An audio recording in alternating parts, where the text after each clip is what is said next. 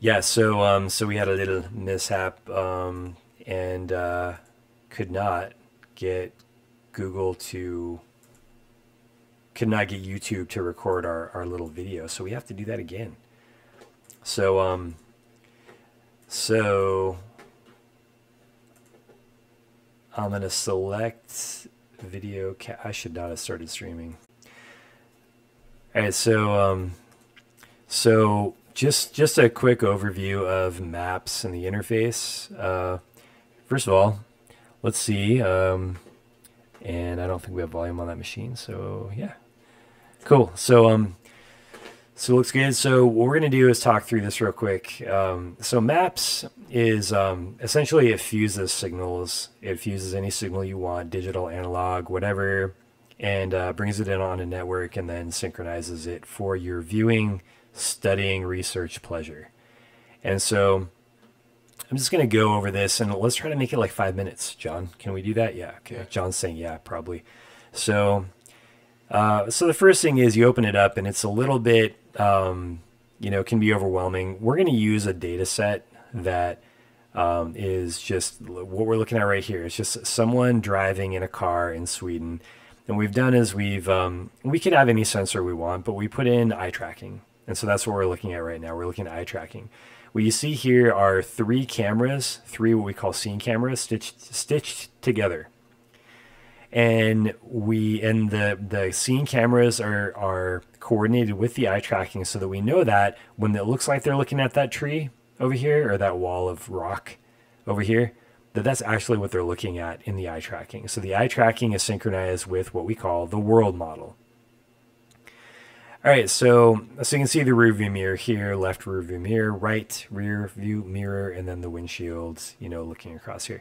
So let's look at some things that maps can show you. So we're going to replay this data set a couple times while we're talking, but display settings, you can do a lot with the display here. You can redefine fixation. So let's say you're like, yeah, I don't want to count it as a fixation if they only look at it for like 100 milliseconds. I want to count a fixation that's at least 2 minutes long or something like that. It is bumped back to the beginning here. So you can change that in here. You can change the heat map. Oh yeah, let's do a heat map. So colored heat map. You can also do a shaded heat map and things like that. You can change a bunch of parameters in this beautiful little tab here.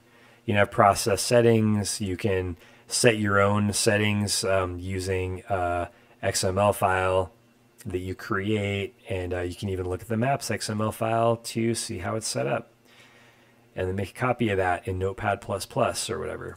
All right, so you can change the display. What you see here is fixations. It's counting fixations for you, and it's then numbering them in sequential order. So, oh hey, it's a fixation 21, 22, 23, 24.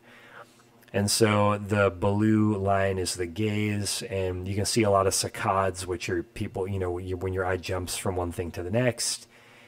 And so that's really useful information for visualization.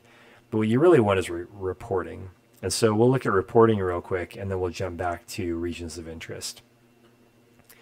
So let's look at reports. Export.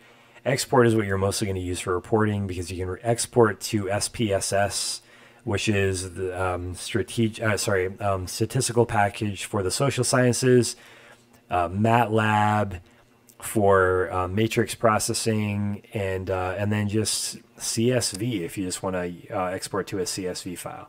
These are some very basic output little filters and masks that you can use as well. The other thing I want to look at is signals, because you have a signal. The signal here is just eye tracking, but Smart Eye actually gives you several signals, including head pitch, head roll. You can isolate one of the eyes if you want one of the gaze vectors. And once again, I'm going to pop back to the beginning. You can visualize. You can report based on.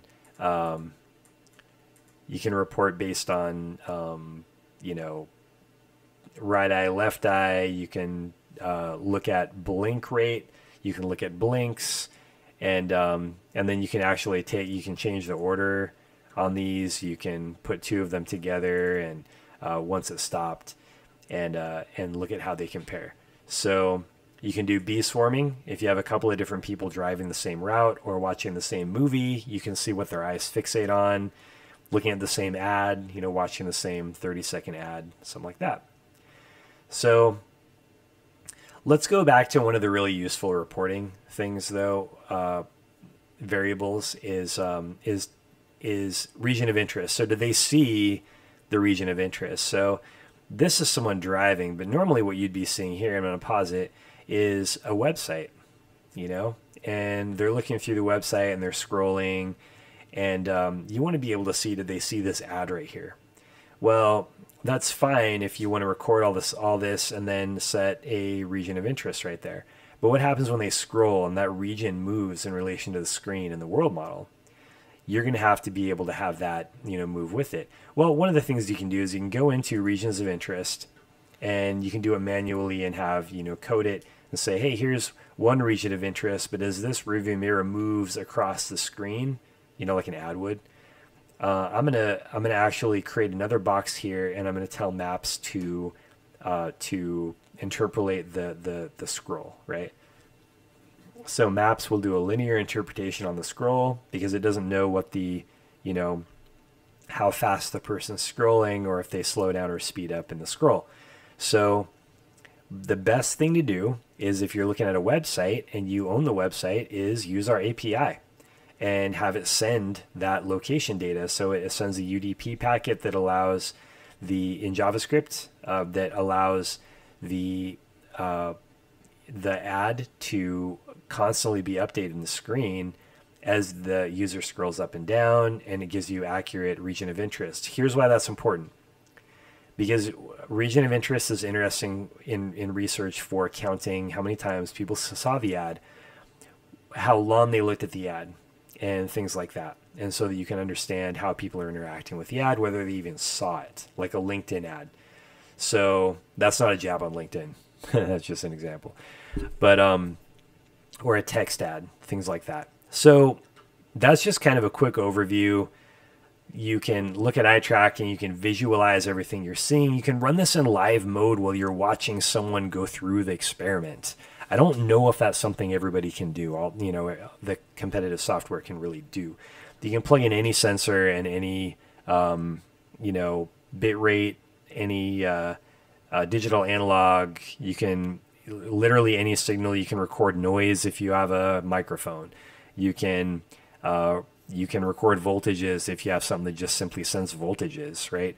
So it plugs into a network, and MAPPS then takes in all that data and makes it possible for you to export it in any format you want. And it's especially useful for people studying how people interact with interfaces and with designs and with products. So if you have any questions, please put them in the bottom of the video, and we'll get back to you. Thanks so much, and we'll talk to you soon. And let's stop recording. How did we do that? Stop recording? Yeah.